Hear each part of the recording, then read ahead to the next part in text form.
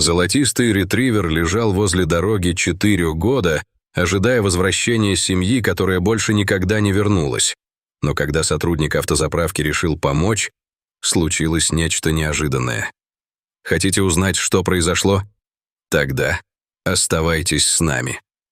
Джеймс недавно устроился на скромную пригородную заправку в Торонто, но не прошло и нескольких дней, как он начал замечать поблизости одинокую собаку с блестящей золотистой шерстью. Она появлялась в определенном месте рядом с дорогой и стояла там, наблюдая за машинами, которые приезжали и уезжали. Этот крепкий, но исхудавший пес занимал свою позицию весь день, несмотря на суету вокруг. Его глубокий и грустный взгляд всегда казался устремленным вдаль, как будто он ждал кого-то, кто так и не пришел. Однажды, во время перерыва на обед в помещении заправки, Джеймс решил задать вопрос, который вертелся у него в голове уже несколько дней. «Кто-нибудь что-то знает об этой собаке?» — спросил он, обращаясь к коллегам. Наступило неловкое молчание, а затем Эрик, самый старший сотрудник, почесал бороду и нахмурился, размышляя. «Что ж, он был здесь, когда я начал работать, примерно 4 года назад. Он всегда стоит в одном и том же месте каждый день, вне зависимости от погоды. Я действительно не знаю причины. Возможно, кто-то бросил его здесь, и бедный пес до сих пор ждет, пока за ним вернутся».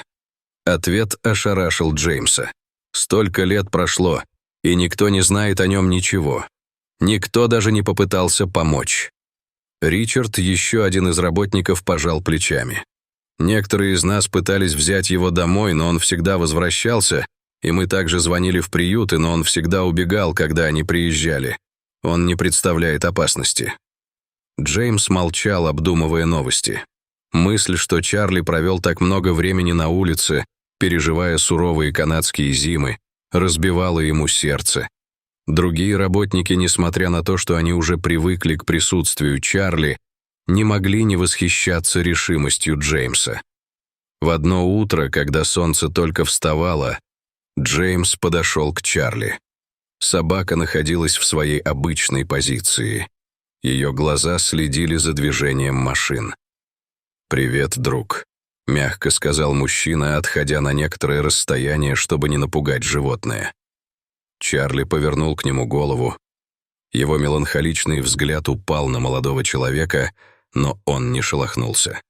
В следующие дни Джеймс повторял этот ритуал с Чарли, разговаривая с ним и предлагая еду. Постепенно Чарли начал расслабляться в его присутствии. Однажды он протянул руку, и Чарли после небольшой паузы позволил Джеймсу погладить его за ушами. Это был маленький жест, но для собаки это означало дружбу.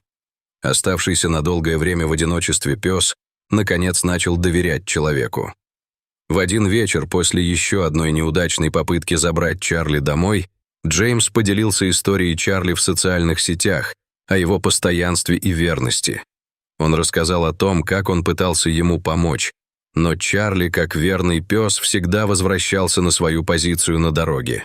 Вместе с текстом Джеймс добавил несколько фотографий Чарли, его золотистая шерсть сверкала на солнце, а его глаза были полны меланхолической надежды. Публикация начала набирать обороты. Люди были тронуты историей этого верного пса и стали все больше ее распространять. Отклики и комментарии, полные сочувствия и беспокойства, накапливались, но ничто не могло подготовить Джеймса к сообщению, которое он получил той ночью. Оно было от женщины, которая представилась соседкой бывших хозяев Чарли. Она узнала собаку по нескольким фотографиям. Стелла рассказала трагичную историю. Хозяева Чарли погибли в аварии на этой же дороге 4 года назад. Каким-то образом Чарли появился там, возможно, следуя за запахом. С тех пор он ждал их, надеясь на их возвращение. Откровение ошеломило Джеймса. Мужчина читал это сообщение снова и снова. Слова стучали в его сердце от грусти. Он посмотрел на Чарли, который уютно устроился рядом, и его золотистая шерсть сверкала под лунным светом. «Прости, друг», — прошептал он, гладя голову Чарли. Хотя он не мог вернуть его бывших хозяев, Возможно, он мог сделать что-то еще для своего друга. На самом деле, именно Стелла однажды предложила подход, который он раньше не рассматривал. Возможно, Чарли должен закрыть эту главу своей жизни, так же, как и люди, предложила она. Бывшие хозяева Чарли похоронены на местном кладбище. Возможно, если привести Чарли туда, он поймет, что они больше не вернутся. Хотя идея показалась немного необычной, Джеймс счел ее логичной. В конце концов, у собак невероятно острое обоняние, и они очень чувствительны к своему окружению. Возможно, посетив могилу бывших хозяев, Чарли сможет каким-то образом почувствовать их присутствие на этом вечном покое. На следующий день Джеймс отправился с Чарли на местное кладбище. Они прошли между могилами, пока не добрались до места, указанного Стеллой. Джеймс опустился на колени у могилы, гладя Чарли и рассказывая ему, что это место захоронения его бывших хозяев. Чарли, казалось, все понял. Он стоял рядом с могилой долгое время. Его нос слегка двигался, как будто он что-то чувствовал. Затем он медленно улегся рядом с могилой и начал плакать. Это был единственный способ выразить эмоции. Джеймс почувствовал трогательное отношение своего друга. «Ты самая верная собака, которую я знаю», — прошептал Джеймс. Они провели там весь день, в тишине, под тенью старых деревьев кладбища. К наступлению вечера Джеймс встал и помахал Чарли, указывая, что пора идти. На этот раз Чарли не вернулся на дорогу. Вместо этого он последовал за Джеймсом и впервые переступил порог двери в другой дом. Это было началом новой жизни для этого золотистого ретривера. Он нашел мир с прошлым и в то же время новую семью. Джеймс, в свою очередь, нашел друга, который продемонстрировал ценность верности.